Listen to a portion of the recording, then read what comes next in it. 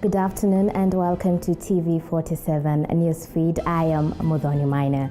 Starting off, police officers in Githunguri, Kiambu County have arrested a son and a granddaughter following the murder of 72-year-old Beatrice Wangari in August last year.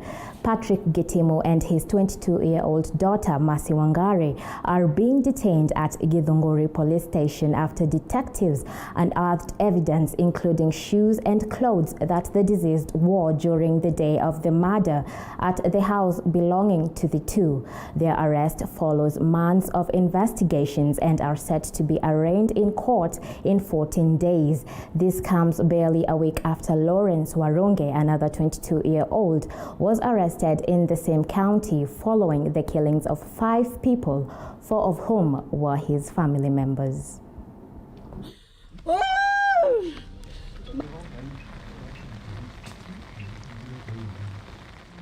We have been looking for this exhibit for some time, na sisi wenyewe tumejaribu kutafuta hii case, tumekuwa tukiinvestigate this case for some time, and today we have managed to get some exhibits and some suspects are with us whom we are going to take to court anytime soon. For the last 8 hours, we've been stuck here looking for exhibits, looking for murder weapons, and we were able to find, we've already recovered a pair of shoes that Mom wore on that particular day she was murdered.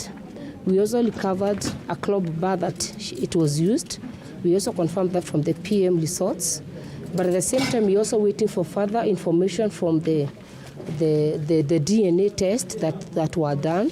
And I'm sure by the time the officers charge the suspect in court, we are able to give more information. But for now, we cannot name the suspects, but we have 2 suspects with us who are also relatives to the deceased.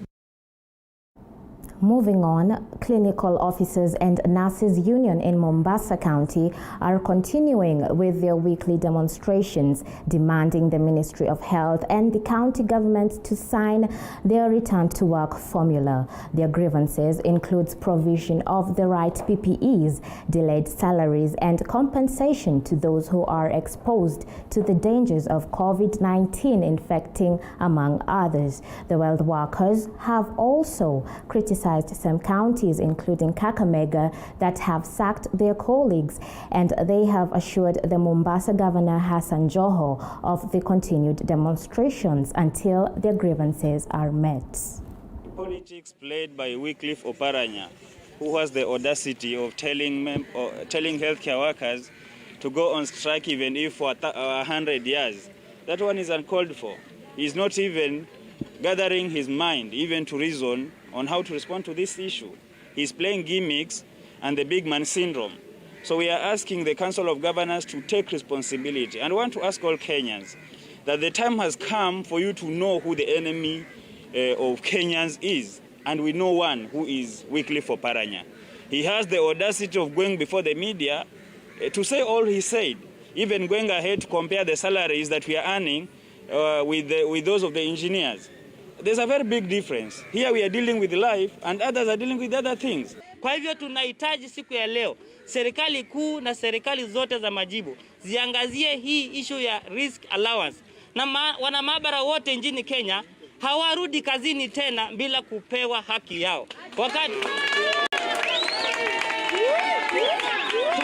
tunasema vizuri kwamba wana maabara Kenya nzima waliweza kuitwa siku ya COVID. Tukaenda kwa vita bila vifaa, bila marupurupu, bila chochote, na tukapima wananchi wote wa Kenya na tukaepuka kuwa washindi. Wengi wetu wamepoteza maisha yao. Tunahitaji bima iliyo na haki. Tunahitaji allowances ambazo zitaweza kutukimu hata maisha yetu yana maana.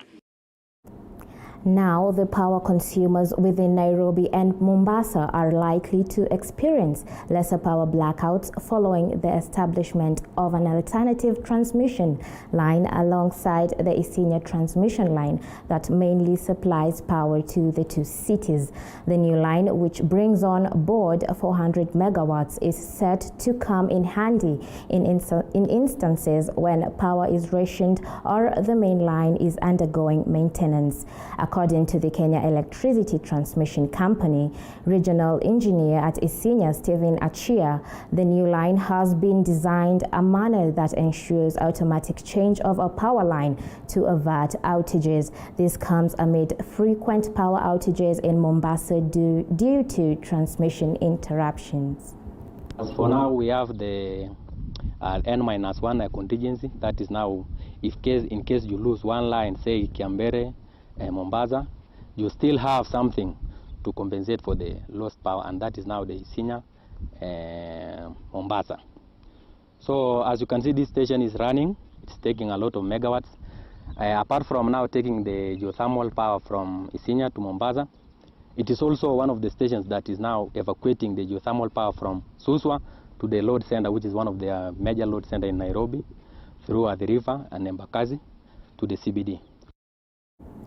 Now let's cross over to a live broadcast where Interior CS Dr. Fred Matiang'i is currently meeting northeastern leaders from Isiolo, Garissa and Wajir counties to discuss security and administrative issues in the region. The meeting comes a day after leaders from Marsabit decried increased insecurity in the region. Let's cross over. Towards building peaceful coexistence between the communities, especially around the internal boundaries of these counties.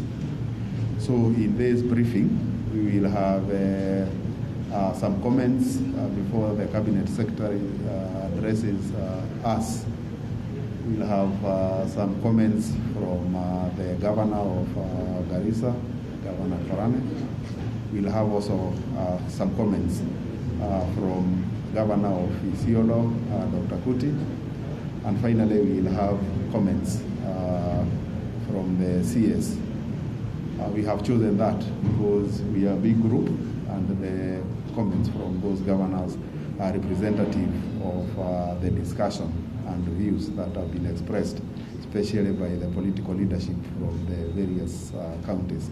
So let me take this opportunity to invite Governor for Garissa, Governor for Isiolo, and the CS in that order. Thank you very much. Governor for Garissa.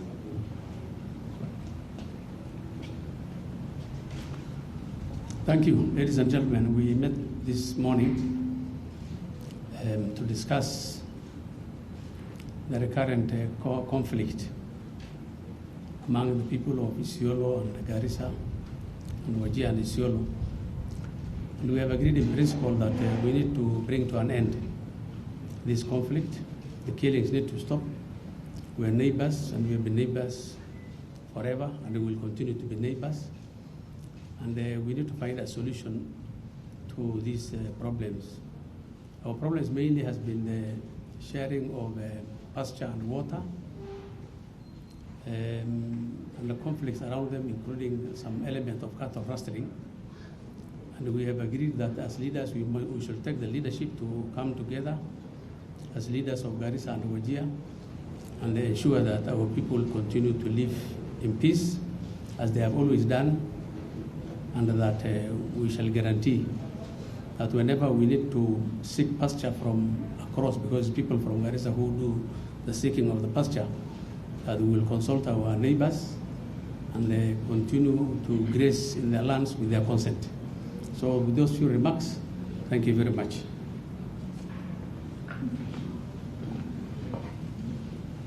Thank you. Good afternoon, everybody. I think today we had, I would like to first appreciate the national government, especially CS Matiang'i and his team, for calling for this meeting, because lately we have been having escalated insecurity between Isiolo, Garissa, and Isiolo, Wajir. One of the things that really we address today is that we should not come back here always talking the same thing, because there are certain historical things that had to be corrected. I think the issue of border was fully addressed today, and directives were given to ensure that the border, which is already known, should be respected, and a grazing arrangement be made so that people respect one another, people live as neighbors together. The issue of NPR was addressed, and balancing the numbers and in fact the usefulness has been addressed, so that the government now makes sure security is taken over by government and balancing of those NPRs should be done. The issue of strengthening the peace committees is very, very important, and it has been very active in the past, where neighbors, the two committees interact and maintain good neighborliness and report any incidences and contain at that level. We as leaders also, we have taken responsibility to work together and ensure peaceful coexistence of our people, because these are the same people, Kenyans. So we feel that this is a very productive meeting, and we are grateful to CS Matiang'i and his team for organizing, and we feel today we have left this meeting with certain clear directions. Thank you very much. Thank you so much, Governor Kuti. Ambassador Mahmoud, the governor of Wajir County, although he did not make remarks, was part of us. Thank you so much, Governor Korane, the governor of Garissa, and all the elected leaders from Garissa, Wajir, and Isiolo. Let me begin, first of all, by very sincerely thanking these leaders. The issues that we are dealing with, and then my colleagues in the security sector as a whole, the issues we are dealing with are not easy. Some of them are very complex. Some of them are of a historical nature. Others may have happened because of things that were not done in the past when they were supposed to be done. So we are faced with a situation where, in some cases, we're actually doing some painful corrective action. But fortunately for all of us, in some cases, much as some of the decisions we have had to take this morning require a lot of understanding, I'm grateful that we've had very useful discussions. And I thank these leaders, because the commitment they have shown to bring about peace on the boundary between their counties is very helpful. But I need to say about 2-3 other points. One is the nature of our country. When we are moving towards an electoral cycle, you see an escalation of intercommunal tensions, some of them, relating to pasture, but some of them also, we have to be very sincere, have a relationship to political activity or political intentions or political expressions. We have had a very candid and honest conversation with each other. And in matters like this, I do not want to be naive and assume that we will all agree on everything. Some of us may have felt that we probably needed to do things or certain things differently. But that's the nature of discussions and negotiations. It's a journey. And I liked what one of the leaders has just told us, one of the members of parliament here, who said this is a journey. We are building a relationship, and we are trying to ensure that we sort out some of the mistakes that may have been done in the past. So we have agreed on how we are going to work on this. Some of the decisions we have made, for example, in relation to administrative boundaries and how they are going to be sorted out, are not things we will do overnight. We will work on them, and we will continue to consult one another. Because the hallmark of a society that is going to survive and go far is that we have to be at the table talking to one another all the time. And that is what we have done this morning, and that is what we are going to continue to do. We were accompanied by the Inspector General of the National Police Service, Mr. Mutiambai, the 2 DIGs, my colleagues, the regional commissioners for Northeastern and Eastern, all the county commissioners from the counties concerned, and the teams from the police command that are handling this matter. We've come to an agreement on the various actions that need to be taken, and I want to urge the leaders that it is now our turn to lead the way in observing the agreements we have reached, especially in ensuring that we check some of the ways in which we express ourselves.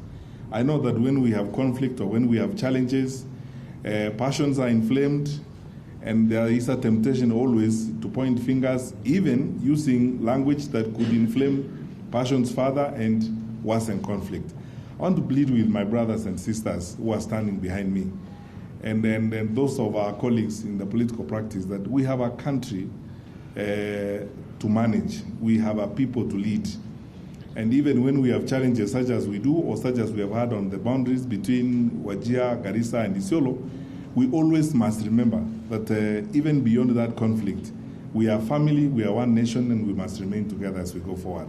So we will ensure that we police this better. The Inspector General has undertaken to look into the deployment of our police resources on that boundary, and we will do our best to ensure that we serve our people in that part of the country effectively. We are now conducting an audit of the National Police Reservists and the KPRs in that part of our country, as directed by His Excellency the President in his capacity as the Chair of the National Security Council. And we are looking at how we have used those resources in the past and if we can use them better. We will soon also begin a very aggressive exercise of disarmament. It is possible, actually, that in some parts of our country like that one, we have more arms that are in wrong hands, and we will conduct that exercise very aggressively soon. The Inspector General and our team are working on the plan, and within a very short time we'll begin to deal with that problem. Since I have this opportunity, let me conclude my remarks by making a point on what is going on in Kapedo. As I said yesterday, the statement I issued, what happened is that our senior police officer was murdered. There was no conflict. It was a clear case of a premeditated, planned ambush that was targeting our Deputy Director of Operations with the GSU. Kenyans know this, and there are times when we must speak to each other candidly and stop pretending and doing public relations about some of these things. That part of our country has been very costly to us in the security sector. We have lost security officials there. We have lost Ngao officials there. We have lost innocent wananchi. And there is a culture in that part of our country which seems to protect negative and criminal armament that disguises, first of all, as cat rustling, but in actual fact, it is funded. And I want to say this, it is funded. We are in hot pursuit of certain people, including leaders. And I want to assure the country on this particular score, we are going to act very decisively. And we will make sure that those who are involved in that are facilitated to meet with the law. Because that will not happen. And then by the time we are done with what we are doing there, it will be a story to be told in generations to come when there will be no such violence in that place.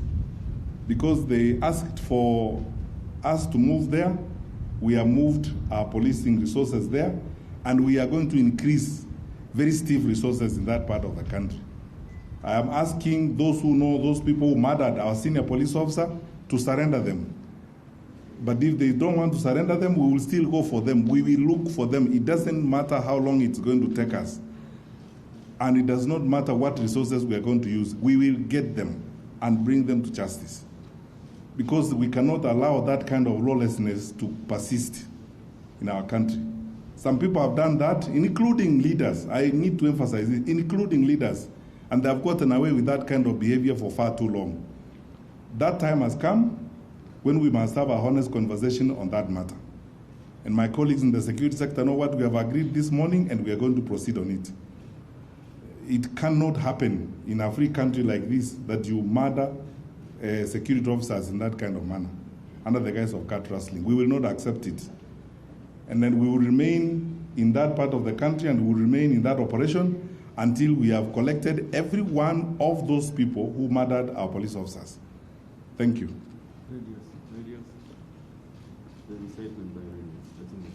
Yeah, the governor is reminding me about what we agreed in there. I've raised issues about, in this part of the country, we have some FM stations that we are looking at. I will request shortly my colleague, the Minister for ICT and the Communications Authority of Kenya, We will share the information that we have and the concerns we have. Kenya is a democracy. That's Interior CS Fred Matiang'i addressing the media after a security meeting with the leaders from northern Kenya to discuss security matters in the region. Our very own Mwangi Maina is on that story and will give us a detailed report in our subsequent bulletin. Now let's take a short break. We will be right back.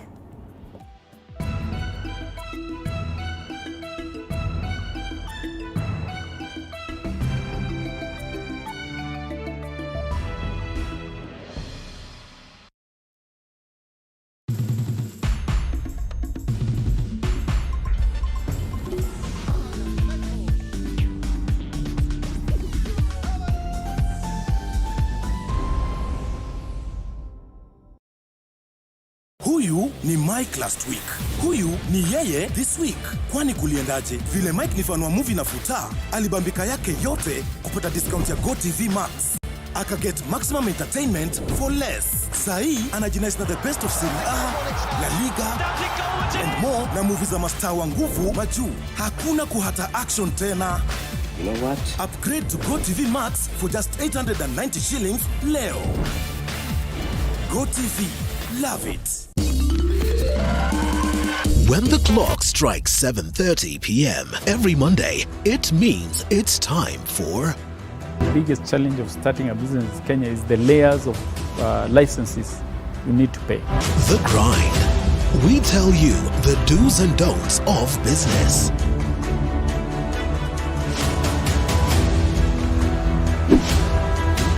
But the biggest fear was whether I'm going to make it in business or whether I'll lose my 150,000.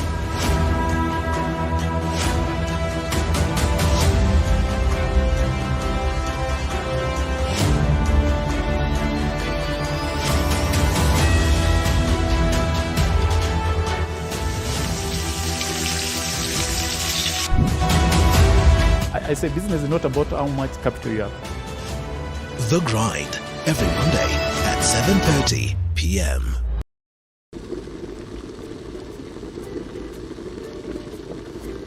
It's been an amazing year in the kitchen here on The Throwdown. We brought you ugali and brown fish by Sophia. The tasty butter chicken from the classic Mayura restaurant. And the sweet Oreo cake dessert by Lillian. This year, we bring you bigger and better from more mouth-watering meals, kitchen hacks, restaurant reviews, and even street foods. Tune in to the... Through popularizing the hustler narrative, our reporter Boniface Baraza has the reports. Addressing hundreds of his constituents in Namuchula Endebess sub-county in Trans Nzoia County, Dr. Pukose, is the area member of parliament and an ally of Deputy President William Ruto, said it is high time for Kenyans to support Ruto's 2022 presidential bid for his fit for the country's top job. Kuna wengine wamesema hawa wako na system na serikali, lakini sisi tumesema tuko na Mungu na wananchi. Na sasa wananchi, mimi nataka kuomba nyinyi kwa ukarimu, kwa unyenyekevu, tusimame na William Ruto 2022 ili awe rais wa Jamhuri ya Kenya. Mimi ningependa kushukuru Bwana OCS ambaye yako na sisi hapa. Huyu ni OCS ambaye anatumia akili na kufuata katiba. Huyu ni OCS ambaye anajua kazi yake ni kuangalia security ya wananchi. Vile amesikia wananchi wamejaa hapa, na unajua kwa serikali ya William Ruto mimi ndo waziri wa interior, ndio maana amekuja kuweka security hapa ikuwe sawa sawa. Sasa huyu OCS namwangalia kabisa, nikitoka hapa 2022 hapo mbele atakuwa askari mkubwa kabisa hapa Kenya. Dr. Pukose has further called on the national government to intervene on the nurses and clinical officers strike that has paralyzed the health sector across the country. Muongea na nurses na clinical officers ili pia warudi kazini, kwa sababu wananchi ni walipa ushuru, na kama wananchi wanalipa ushuru ni haki yao kikatiba kupata matibabu. Kwa hivyo mimi nataka kuomba serikali yetu, vile mliongea na madaktari, muongee pia na wauguzi, clinical officers na nurses ili waweze kurudi hospitali ili waweze kufanya kazi. Boniface Barasa, TV47, Endebe Sub-County, Trans Nzoia County. Moving on to Rwanda, where the capital, Kigali, is now on lockdown after a spike in COVID-19 cases. The Ministry of Education has also announced 2-week-long suspension of studies in nursery, primary and secondary schools located in Kigali in a bid to contain the spread of COVID-19 in Kigali. Diana Iriza with the details from Kigali, Rwanda. Order each set of numbers from the smallest to the greatest. According to a statement released on Sunday, January 17th by the Ministry of Education in Rwanda, the schools will be closed for 2 weeks before the ministry revises the guidelines. This also comes after the Ministry of Education announced that nursery and pre-primary schools would resume physical learning on the 18th of January. Most parents in Kigali were fully prepared for the reopening of schools and had even paid school fees. TV47 visited a family in Kigali to talk to us about how they have been affected by the changes made by the Ministry of Education. I felt happy when they started school, but I don't feel very, very happy when they closed school because of Corona. It almost feels like school, but it still does not make me feel very better, but it reminds me about the teachers at school. It makes me feel sad. I was happy when I started school, but now I'm not excited that they closed school. I will miss learning many interesting things, and I'll miss my teachers and all the things I used to do at school. As a parent, it's a setback. Of course, we were excited to see the kids go back to school. The time they were home, you would see they were not very happy. They were depressed. Kids don't show depression, but they were depressed to be home all that time during the lockdown and the months that followed until the schools reopened. So they had just returned to school, one for a week and the other one for 2 weeks. The schools had prepared very well to continue giving them education while observing measures against COVID-19. But then the announcement came, and when I told them that they will not be going to school on Monday, they were very upset. They were wondering why, because the teachers had said, we look forward to see you on Monday. So I read to them the announcement, and they were very, you could see they were upset, but certainly they understood. School is much more than the subjects they learn in class. The environment, the school environment prepares them for the future in a way. So at home, it means you cannot dedicate 100% time to them. So you have other things to do. You have work. You also have to, to make ends meet. So you cannot dedicate as much time as teachers do. The number of cases in Kigali has recently seen a steady rise.